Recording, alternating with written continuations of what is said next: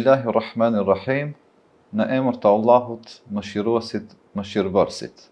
Të nderuar teleshikues të televizionit Koha, mirë se vini në emisionin Mesazhe Ramazani 2025. Jemi në vend ku thuajse çdo hoç i këtyre trevave ka mësuar në këtë vend. Jemi në vatrën e dijes islame e mëgjër, në medresen Isabeu Shkup. Emisionin ton këtë radhë do ta mbajmë pikërisht në ambientin e ngrohtë të kësaj shkolle dhe për të mësuar më shumë rreth medreses Isabeu, e kemi në emision drejtorin general të medreses, doktor Islam Islami. I nderuar, mirë se vini në emisionin ton. Ju faleminderit, mirë se u gjetë. Atëherë, meqense vitin e kaluar është shënuar edhe 40 vjetori i themelimit të medreses, a mund të na flisni diçka rreth historikut të medreses Isabeu? A'udhu billahi minash shaitanir rajim. Bismillahirrahmanirrahim. Rabbi shrah li sadri wa yassir li amri wahlul 'uqdatan min lisani yafqahu qawli. Sadaqallahu al-azim. Sa i përket historikut të medreses, medreseja ka një histori të veçantë të formimit të saj, ku historiku i medreses fillon nga perandoria osmane, shekulli 15. Pastaj prej shekullit 15 e këndej ka pas ndërprerje të saj, ku ajo vazhdimësia asaj ëndrrës së medreses që të kontribojnë në trojet tona këtu në vend ishte nga viti 78-9 fillimi, ku në vitin 84 vetëm fillon çështja e medreses. Themelohet kështu siç e shohim ne, me iniciativën e Bashkisë Fetare Islame të asaj kohës, të cilët japin një kontribut veçantë. Dhe prej 84-tave deri 2024 që 40 vjet medreseja, e cila funksionon, kontribon, e cila ka nxjerr kuadrot në gjitha profilet e saj, ka nxjerr edhe kuadro në aspektin profesional të hoxhallarëve, të cilët janë të stërmbushura në gjitha porët e njerëzisë, duke marrë edhe diasporën, edhe këtu të gjithë kontributi i krejt hoxhallarëve është pikërisht nga kjo vatër arsimore, e cila është medreseja Isabeu. Është interesante se ky 40 vjetori medreses të cilët e organizuam bashkëpunim me Bashkinë Fetare Islame, me gjitha muftinit, ishte diçka e veçantë për shkak se jepet një pasqyrë a asaj se çka është medreseja dhe si, ku është rrugtimi i medreses.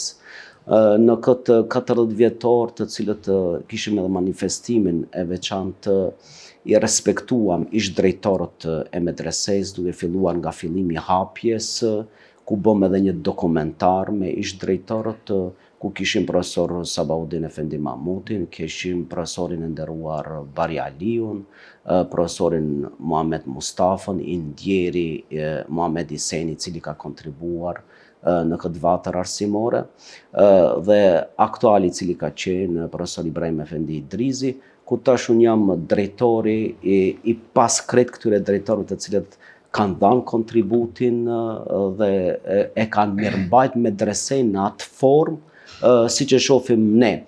Ne bëjmë vazhdimsinë e asaj dhe ne respektuam gjithë këta ish drejtorët duke u dhënë nga një dekorat, përpos ish drejtorët të cilët respektuam edhe ata të cilët kanë dalë në penzion dhe janë gjallë ende, që kanë një respekt të medreses, sepse kanë kontribuar një kontribut veçantë, ato kanë qenë që e kanë mbajt krejt këtë medrese, këta 40 vite. Kemi edhe të ndjerët profesor të cilët kanë kaluar në botën tjetër, amshim Zoti i mëshiroft të gjithë, por aktivitetet e radhës besojmë dhe shpresojmë që dhe ato të i respektojmë në një formë të veçantë familjar të tyre, duke mos i haruar asnjëherë, duke bë dua pikërisht këtë muaj në bekuar të Ramazanit, që Zoti i mëshiroft gjithë për krejt atë kontribut të cilët kanë dhënë, ato kanë lanë gjithçka, ne jemi nxënësit e tyre, që ne hapërojmë rrugtimin të tyre. Në manifestimin 40 vjeçar kishim edhe veçuri, patëm edhe 2 ilahia të veçanta, enkas për medresen, që kanë dalë diçka bukur, besoj për njerëzit, kishim aktivitete, thirrëm të gjithë bashkësitë fetare islame të cilët gravitojnë në Ballkan, duke I veçuar edhe drejtorët e medreseve, duke filluar nga Prishtina, Shkodra, duke vazhduar Zagreb, Malzi, Preshef dhe gjitha medreset Novi Pazar në Bosnjë, ku na respektuan të gjithë dhe besoj që ishte një manifestim apo një veçori e veçantë për medresantët, por kisha thënë publikisht që ngelëm duke mos I thirrur edhe një pjesë të madhe të medresantëve, pasi që janë shumë, por çështja e sallës të cilët e kishim në dispozicion pak u fokusuam në numër, por besojmë në mirëkuptim tek gjithë, sepse medresen gjithë e duan, gjithë e veçojnë dhe gjithë dojnë t'jenë në ambientet e medresesë. Kur përmendet medreseja, e kuptojmë që dalin vetëm profile hoxh. Mirë po, në realitet ka që dalin edhe profileve shumë të ndryshme, që kanë studiuar, mësuar këto medrese e pastaj kanë ndruar drejtimin. Do thonë nuk duhet që patjetër të bëhet hoxh dikush I cili mëson në medrese. Unë kisha thënë që në medrese I merr bazat e hoxhës, por nuk do të thotë që ngelet me ato baza. Zhvillohet, përgatitet edhe në profile të ndryshme. Ne me të vërtetë është ajo që e ka bazën, që është I perfektizuar në ato çështjet fetare, por është I perfektizuar dhe I mundësuar edhe në vazhdimsinë e drejtimeve të ndryshme. Nga përvoja, ne kemi të cilët kanë vazhduar drejtime të ndryshme dhe kanë arritur suksese, si në atë aspektin juridik, në aspektin politik, në aspektin e diplomacisë, në aspektin e drejtimeve filozofike, sociologjike, në aspektin e menaxhimit, ku kanë marrë poste të ndryshme nga kjo medrese.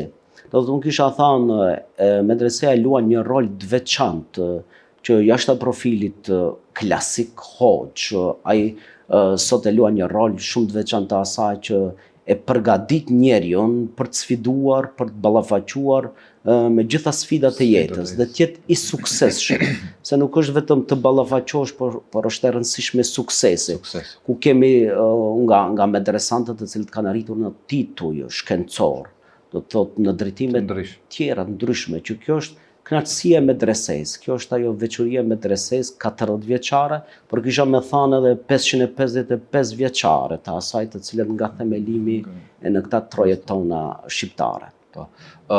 Momentali si vijon procesi edukativ arsimor në medrese?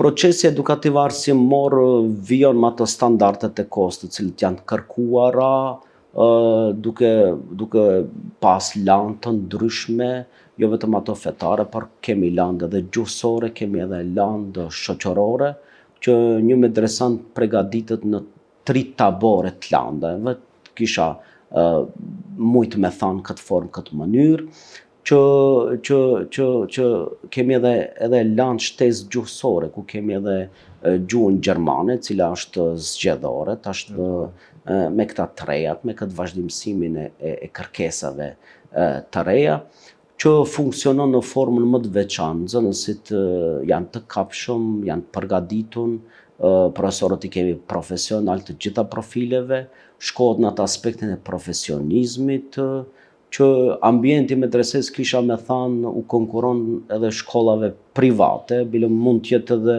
një shkollë më e preferuara nga kërkesa që kemi, nga interesimi që kemi, nga ajo ambienti shoqëror që kemi, jo vetëm me medresen qendrore këtu të gjinisë mashkullore që kemi këtu, por edhe me paralele të cilët I kemi, paralele e vajzave në Shkup, paralele e vajzave në Tetov, paralele e vajzave në Gostivar dhe ajo paralelja e djemve në Shtip, ku me krejt këta paralelet kemi një veçori të veçantë të gjithë përgatitjeve tona të cilët ju afrojmë nxënësve.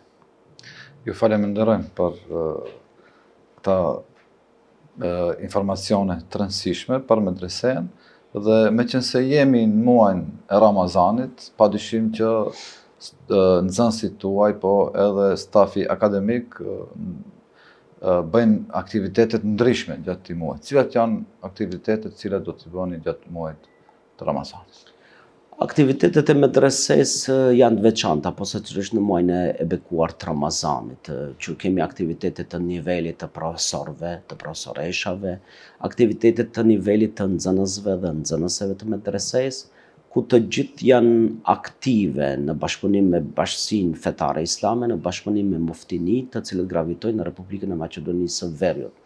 Nxënësit do të kenë ligjëratat e tyre, disa pjesë të nxënësve të cilët do të jenë të angazhuar në për kërkesat e xhamive të cilët do t'i kenë, ato do të jenë praktik për të ardhmen. Praktik në të ardhmen me kërkesat e xhamive të cilët gravitojnë në vendet e tyre, të cilët do të jenë statik gjatë gjithë muajit të Ramazanit. Pjesa tjetër e cila do të jetë me incizimet të cilat do të bëjmë freski Ramazanit, të cilat përgatitemi dhe incizojmë që t'i kenë nxënësit t'japin mesazhet e tyre, por edhe nxënëset e medresesë do të kenë nga një temë që do t'japin freski Ramazani mesazhet e tyre. Pjesa tjetër do të jetë leximi i fjalëve të Allahut lart madhëruar, Kur'anit famëlar, pasi që jemi muaj bekuar, që do të lexojnë minutazh dhe do të jepet ajo në kohë caktuar. Do të kemi pjesën e ilahive, të cilët do të jenë nga kori medresesë apo zërat bukur të cilët do t'i veçojmë që ato të jenë aktiv gjatë muajit Ramazanit. Kemi komisione të formuara nga Bashkia Fetare Islame në nivel qendror, në nivel republikan, në nivel të diasporës, nga profesorët dhe profesoreshat, ku do të jemi aktiv, do të jemi në mesin e xhamatit, do të jemi në kërkesat e xhamatit, vetëm e vetëm për t'u zbukuruar krejt njerëzve këtë muaj të bekuar për ta shijuar atë më të mirën, atë më të begatën që është muaji i shenjtë i Ramazanit. Jemi në dispozicion të gjithë besimtarëve musliman, pa marrë parasysh ku janë brenda apo jashtë vendit. Zotë t'ju jap suksese në këto aktivitete të bollshme të cilat i treguat ju. Dhe për fund mundet një mesazh për muslimanët e trevave tonë. Mesazhi muslimanëve në trevat tona është që ta shijojmë këtë muaj të bekuar të Ramazanit, sepse janë ditë caktuara dhe shijimi i këtij muaji të bekuar është padyshim me atë freskinë shpirtërore. Freskia shpirtërore jashtë agjërimit e kemi edhe leximin e Kur'anit famëlar, që t'jemi më afër Kur'anit famëlar, t'jemi larg muhabeteve kota, përgojimeve, thashethanave, të duam atë të mirën, të vërtetën, të duam atë që Zoti e ka dashur. Muhammed Mustafaja sallallahu alaihi wasallam e ka dashur dhe ne të mundohemi, nëse nuk e mbrim atë maksimumin, bërëm të jemi në atë rrugtimin e asaj, që të shijojmë këtë muaj të bekuar sa më mirë, sa më bukur dhe të dalim faqebar para gjithëve. Drejtor, ju falenderojmë që morët pjesë në emisionin Mesazhi Ramazanit 2025, cila organizohet nga Muftinia e Tetovës. Këtë radhë pak më ndryshe, jemi në këtë ambient kaq të ngrohtë, të rehatshëm për gjithë muslimanët.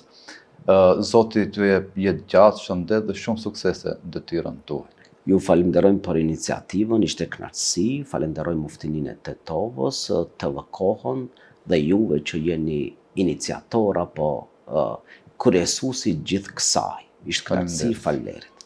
Të nderuar teleshikues, ju urojmë agjerim të lehtë dhe të pranuar dhe ju falenderojmë që ishit me ne.